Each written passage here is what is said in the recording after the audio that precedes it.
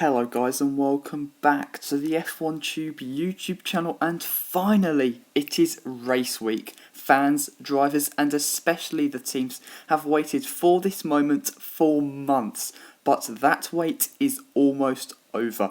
I am absolutely thrilled to have Formula 1 back, like many others, and it certainly will offer some light relief amid the perturbing circumstances unfolding across the globe. The 2020 F1 season starts this weekend at the Red Bull Ring for the Austrian Grand Prix. Although no fans will be in attendance, it is a Grand Prix weekend nonetheless. Speaking of the Red Bull Ring, it is a 4.318 kilometre long circuit with 71 laps set to take place on Sunday, meaning there will be a race distance of 306.452 kilometres. There are 3 DRS zones, one along the start-finish straight, one running from turn 1 all the way to turn 3, and the final DRS zone kicks off the second sector between turns 3 and 4. There are 10 corners on the circuit, and I must say, apart from turns 2 and 5, all the turns really tests the driver and car. I absolutely love this track. It really bites those who make mistakes, but it also promotes overtaking and thrilling battles, and there has been a long list of breathtaking races at this circuit over the years. This weekend, F2, F3 and the Porsche Super Cup will take place, as well as the Formula 1, so our appetite for racing will be filled with plenty of action. I believe these feeder and support races will be present at the first 8 races of 2020, so if you're like me, you will not be losing sight of your TV screens. I just cannot contain my excitement, guys. This weekend is going to be so much fun. Now let's have a quick look at the first 8 races for the 2020 F1 season. I am aware that updates may have been made between recording and upload, so please bear that in mind if the calendar has been tweaked. But these are the opening 8 races. The 2020 F1 season starts this weekend at the Red Bull Ring for the Austrian Grand Prix. The teams will be at the Red Bull Ring for a further week, as there will be a second race at the circuit, this being called the Styrian Grand Prix, with the race being held on the 12th of July. Formula 1's second ever triple header will be brought to an end at the Hungaroring, as the teams will travel to the Hungarian Grand Prix, which will take place on the 19th of July. Everybody will have a weekend off, although it probably will be a little more busy than that, but round 4 for the 2020 season will take place at Silverstone for the British Grand Prix, taking place from the 31st of July to the 2nd of August. Teams will stay at Silverstone for the 70th anniversary Grand Prix, which will take place at the track the following week. And another triple header will draw to a close at the Spanish Grand Prix, which will take place between the 14th and 16th of August. A couple of weeks later we will have the Belgian Grand Prix at Spa from the 28th to 30th of August, and then a week later we have the Italian Grand Prix at Monza between the 4th and 6th of September, so those 2 races are in their usual slots. But remember, this calendar will be modified in the coming days, so this isn't the final piece.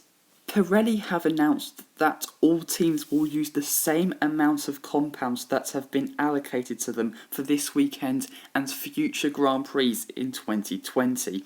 The C2, C3 and C4 tyres will be used. 2 sets will be available of the C2 tyres to each driver, with 3 for the C3 and 8 for the C4. As of recording, it looks like rain will hit FP1 and FP2 on Friday, but not Saturday. There is a chance rain will affect the Grand Prix on Sunday, but the chances of that have diminished in the last few days. If rain is set to strike the race on Sunday, I am predicting it will most probably be near to the end of the race.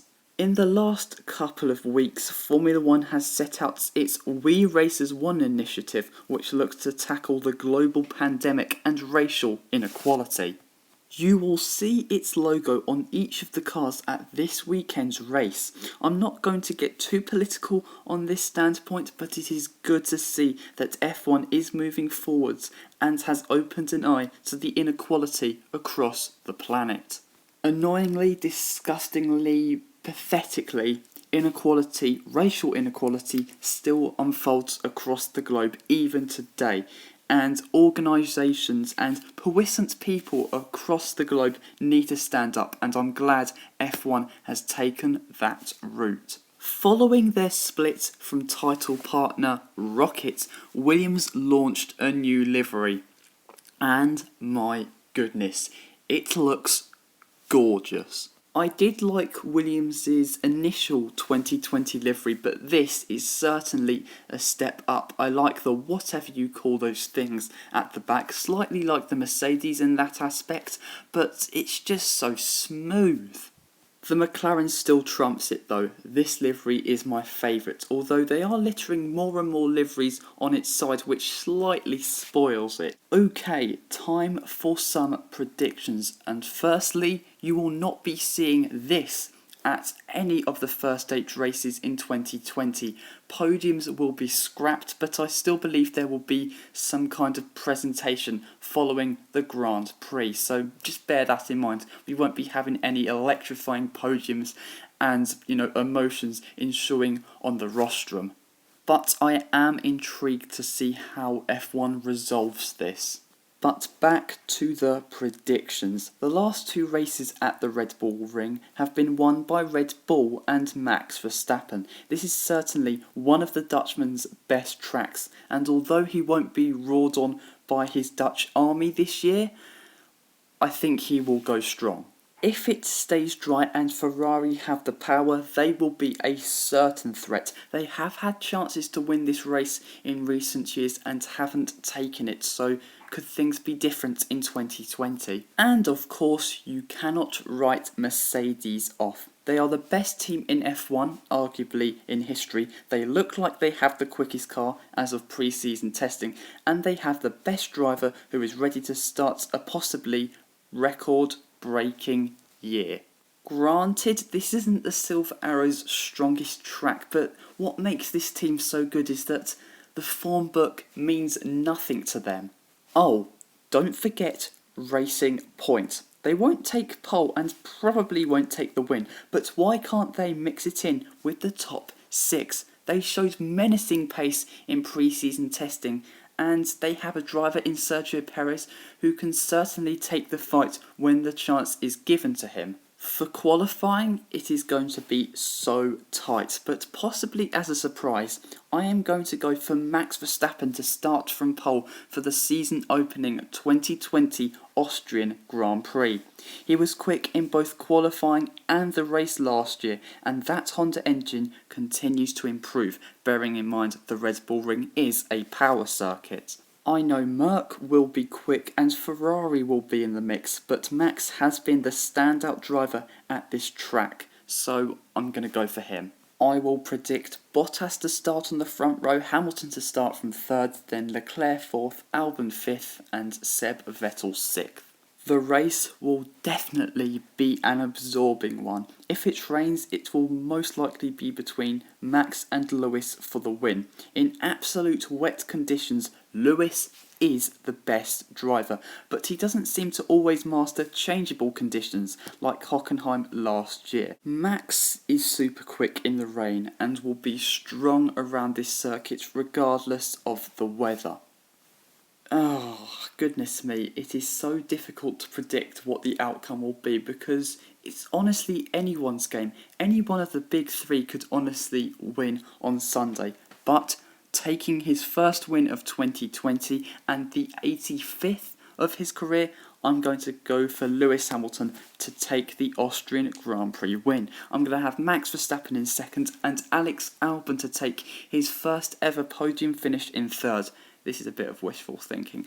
Then I have Sebastian Vettel in 4th, and rounding out the top 5, let's go with Sergio Perez. Let's predict a crazy race, because why not? This is not going to end well.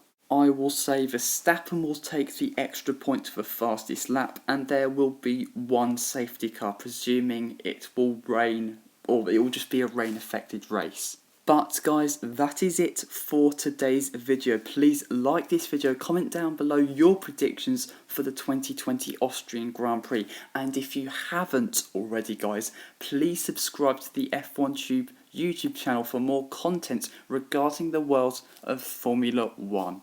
I will be back for this weekend covering some Austrian Grand Prix content, reviewing qualifying and the Grand Prix itself. Honestly guys, I cannot wait. I've said it already, we have waited months for this, and it's literally around the corner. I cannot wait.